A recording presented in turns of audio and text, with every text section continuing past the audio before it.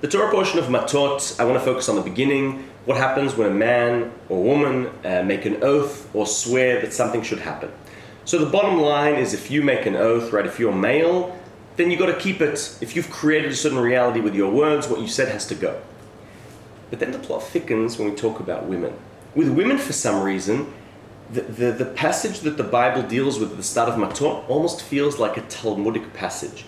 We start getting into, or with a male it's simple, it's one sentence. With a female, we're suddenly looking at a scenario, what happens if a young woman makes an oath and she's living in her father's home? What happens to a wife that makes an oath in her husband's home? Is it nullified or not? What happens with a widow or an orphan? And we get into all these different scenarios, and you ask yourself, what's going on here? Are we really talking about a husband and wife, a daughter and father? I'll give you an example. With a man, like I said, it's simple. You make an oath, you created that reality, it's now your mess. However, if you're a young woman in your father's home and you make an oath, it's up to the father. If the father heard and remained silent, your oath stands, you have to keep it. If the father rebukes and says, no, I don't agree with that, God forgives, it's nullified, it's as if you didn't say a thing.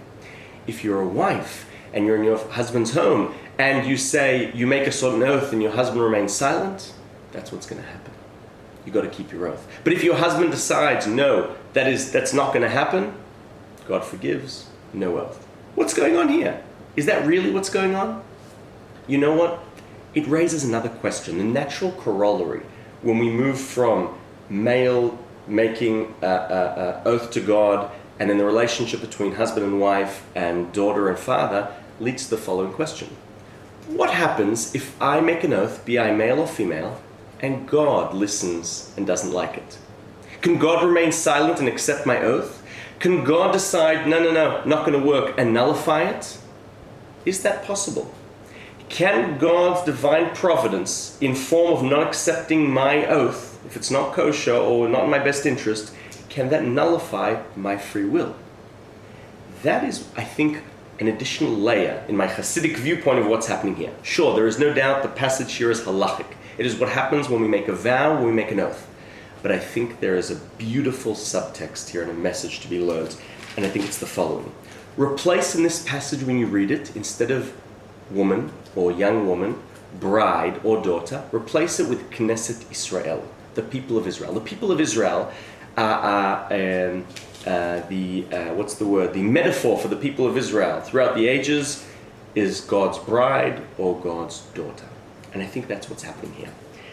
I think we're getting the answer to our question, what happens if I make a vow and God doesn't think it's in my best interest, the free will question. So we're told, right, if a woman makes a vow, right, if a young daughter, the Knesset Israel, the people of Israel make a vow and the father remains silent, that's what's going to happen. That the Father God also can decide, no, this is not in your best interest, and I'm nullifying it, and then God forgives, as if it didn't happen. The same with the husband and wife. It is the same relationship between us, God's bride, if he remains silent or if he accepts. This, I think, also explains why suddenly we're told about the vow of a widow or a divorcee. A widow or divorcee is like a male. Once a widow or divorcee make an oath to Hashem, you got to keep it. You got to keep that reality. Why? Because God has abandoned the people of Israel. There is a ster panim. And when God has abandoned us, whatever realities we create through our lips, we have to keep. The most powerful sentence, I think, here, any vow and any oath prohibition to cause personal affliction to Knesset Israel, to the people of Israel, her husband, God, may let it stand, and her husband, God, may revoke it. I think another possible Hasidic reading of what's going on here is, can God nullify, can God rebuke an oath that Knesset Israel, the people of Israel, choose?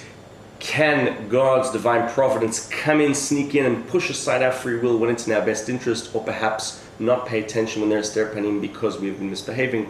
Thoughts on the question of vows and oaths and who we're really talking about? Shabbat Shalom.